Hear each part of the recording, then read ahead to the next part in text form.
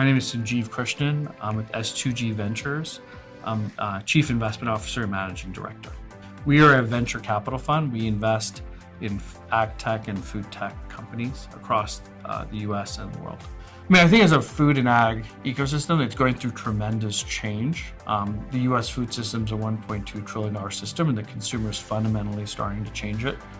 There's 65 categories in a typical grocery store, whether it's dairy or snack food or cereal or other things. About 90% of that, the incumbent market leader is losing market share. The top 100 brands in food, 90 of them are losing market share. So there's something that's happening on the consumer side that's really changing how the industry is getting disrupted.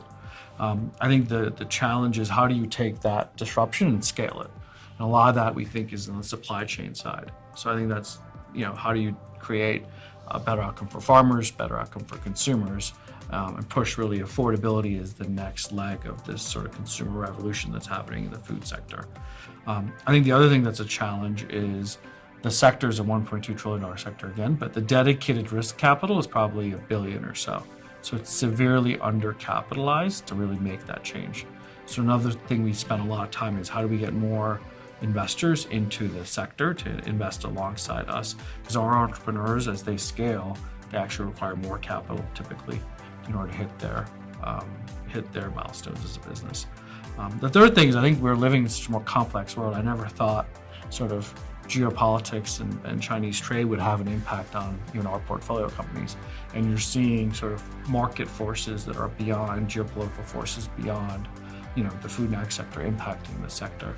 I think it'll present opportunities, but also challenges going into 2020.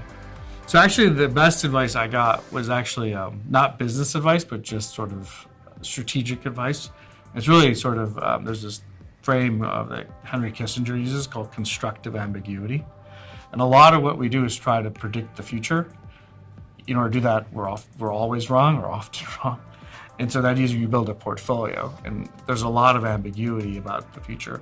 And the idea is that how do you build a portfolio to manage that constructive ambiguity, but also in life and in business, a lot of things are ambiguous. And I think the idea is how do you take that ambiguity as a positive, as opposed to a negative, and be constructive about it, whether it's how you hire people, how you raise capital, how you get to the marketplace. I think we're going to continue to live in a very ambiguous world, and I think we need to, as citizens, as leaders, as business people, have to actually embrace the ambiguity as opposed to view that as a threat.